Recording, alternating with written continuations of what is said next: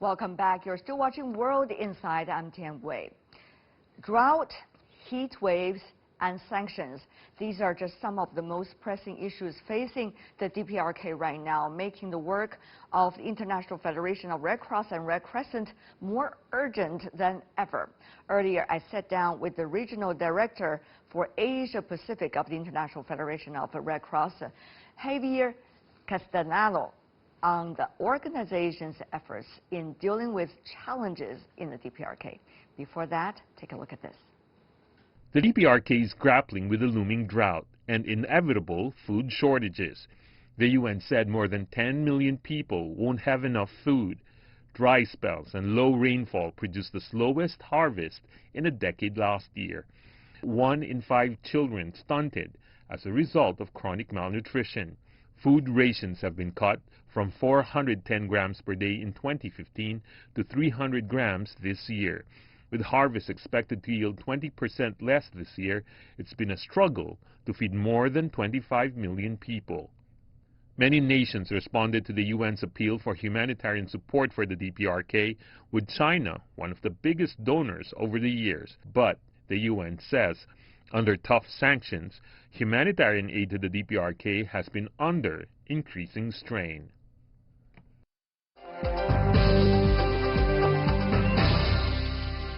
What kinds of humanitarian emergency products you have distributed? Well, in this case was a significant amount of water pumps in order to ensure that they go from place to place to ensure that the crops will receive at least a percentage of water that is needed to guarantee the minimum production. In areas that the conditions of the ground is sandy, and that means that it requires even 3 to 4 times of water pumps working in each of the areas. But in those communities where nothing happened, then the situation is severe, is going to be more difficult. Yeah, but many say what you're doing right now in DPRK is still very limited. It's like a drop of water in the big sea. Let me put it as a practical example.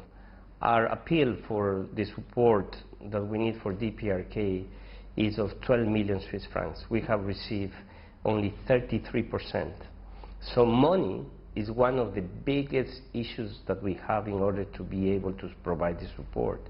Then if you look into the fertilizers, to enter fertilizers is not an easy task to achieve.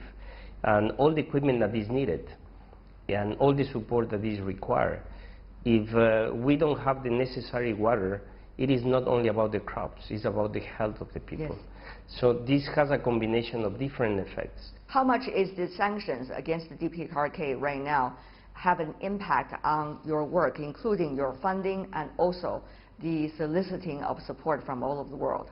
Well, I would say that there is unintended effects that I have on the delay of the time. So the more time that delays, for example, to enter yes. the logistic, all the goods that we want to have will have an impact. Now we have been distributed all that we requested, but last year we had a delay of 5 months. So just think about that. What it means that in practical terms is that there is a time for harvesting, there is a time to plant the seeds. Yes. There is a time to put water pipes, and there is a time when winter comes, forget it, you will not put water pipes. So those are the unintended consequences, but luckily we have been managed to achieve now. We have progressed steadily this year, very much in terms of our objectives. Well, recently in Songhangyang, we were visiting one of the farms, and their objective is to have 40,000 eggs and the production of chicken farms that are distributed. So we don't only see this, we accompany. We are not just making one visit. We are accompanying the communities because part of our support is to provide the technical support to the farmers as well, yes. in terms of how they perform their duties. The other example is a beautiful story of a lady, right now her name I cannot get it. Yeah. 80 years old, you know, and we went to visit her house, and she said to us, all my life, I wanted to have the opportunity to open the tap of my water and comes to my house, and now it's there. Yeah. Those are small examples that are multiplied by thousands. Now, also, you've been working with the local community by working with the kids, for example, on hygiene issues. I saw some of the videos. It was really a lovely scene. But once again, how would you guarantee what you see is going to be there and it's going to be really having an impact on the local community? I visited DPRK several times, and I have seen these kids 7 times already Yeah, in 7 times DPRK during already. your term this time. I have seen, not these kids, several of the children that are trained on hygiene messages and music. They are singing about hygiene kids, how to wash their hands.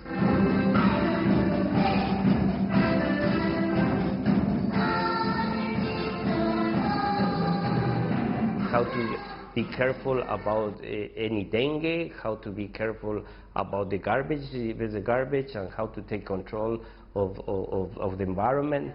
They have music about tree planting and why reforestation is very good. So for different of the activities that we do as a Red Cross, It's like an advocacy group, almost. is the way they teach children peer-to-peer on how to behave in order to take care of their own health and their own Do you know self. how to sing that song? I would love to. Next time I will try it.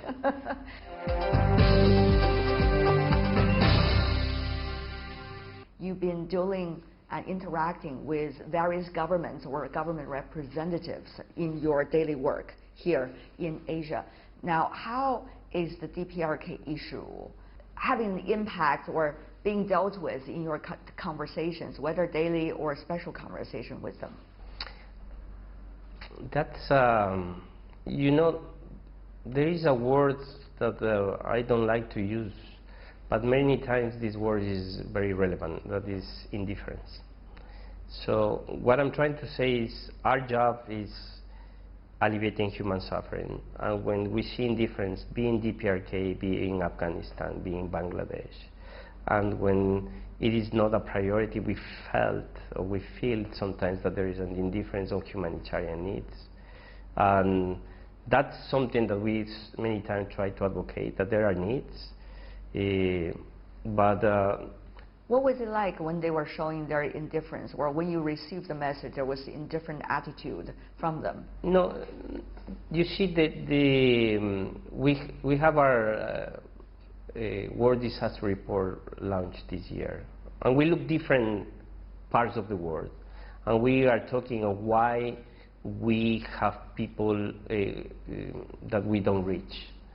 And one of these is because they are out of sight, out of the loop, out of reach, out of money.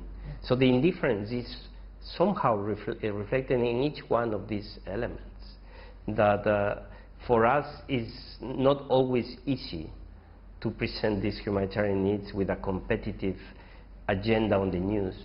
And for us is hard because we are in the field.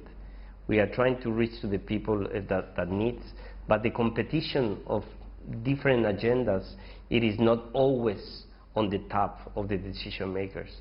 So the decision makers, the indifference comes in that point of view. There seems to be a political tendency, as some say, of looking inward rather than looking beyond the borders. Well, let me put it with other words. You know, this is the only planet that we have. And this is the only humanity that we know. Well, they say, oh, you say that all the time. You say that for 10 years or 20 years, but we are losing jobs, so why would I care? Because that costs more. You know, it's guaranteed. I know that you can convince me, but it's easy to convince the other party. A disaster costs, an investment of $1 costs $16 in today's world, and that affects the economy. What is it like for you?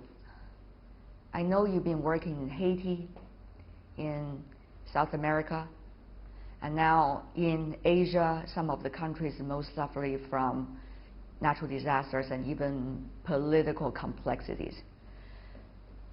What do you think are the most important qualities of people like you on the ground in order to deal with the situation?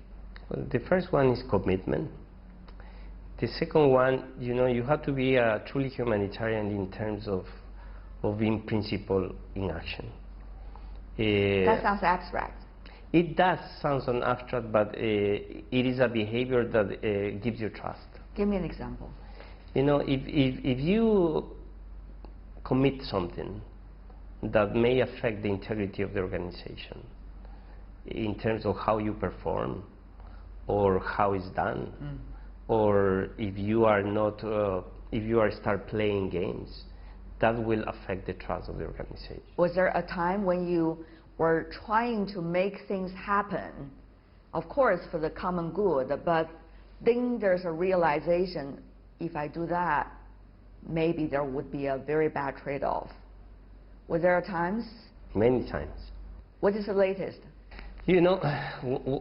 Bangladesh, I would say, in Cox's Bazar, in the operation of Cox's Bazar, where you have 1.4 million people in camps, when you see there is a big need, big humanitarian challenges, of course you have those moments. But again, you have to rely on your experience in how to handle these situations and to make sure that whatever we do is focused in terms of our humanitarian action. So you have to hold yourself back in a way. Many times. Many times, but always is for the good. The proportionality of our action. Yes. If we think on the proportionality of our action, sometimes moving back is good because you will reach to the people that need. Does it kill you in a way? Does it hurt as a person? I would say, yeah, affects. But probably the commitment is bigger, and we are optimistic by definition in terms of how we work. So we will put the commitment as a key component for moving things forward. Sometimes many of the moments of your work you cannot share with anyone. That's correct. Yeah. So what is it like to be able to get things done and yet you cannot share the victory or the success with anyone in words? Well, sometimes you go out and probably you will probably cry of happiness. Is that the best way for you? Yeah, or sometimes you will go alone and walk for several kilometers and feel satisfied. And sometimes you will be with your family and you will hug your family, and that's it. Are those moments getting ever longer or shorter? I think it's going to be shorter and shorter. Because you're becoming more skillful? No, I mean shorter in terms of the number of cases that you have to hold. Because if you look the number of shocks and tensions, disasters that are happening in Asia, you will face every time a different reality. If I was counting today, we are dealing right now as we speak with 21 disaster operations, and every single one has a different challenge to deal with. Right behind you, you have a whiteboard over there, in a way, writing out all the tasks of your teams here in China and in Asia as to how they are going to do their work. When you are ready, how would you convince them they are all ready? Because many of them are coming from very different walks of life, to begin as a volunteer and then work into the organization, or very young in age. So how would you be able to do that? Yeah, we invest a lot of our times on what we call the readiness for action. And that means that our teams are not only need to prepare, but they need to constantly train and ensure that when the time comes, we are already performing when others will start thinking what to do. Yeah. So readiness becomes part of the DNA of what we need to do as an organization. So that's how you always are, right? Even in the office, roll up the sleeves. Even in the office. What a pleasure. Thank you so much. Thank you very much. Keep up the great work. Thank you very much. Thank you. Really appreciate it.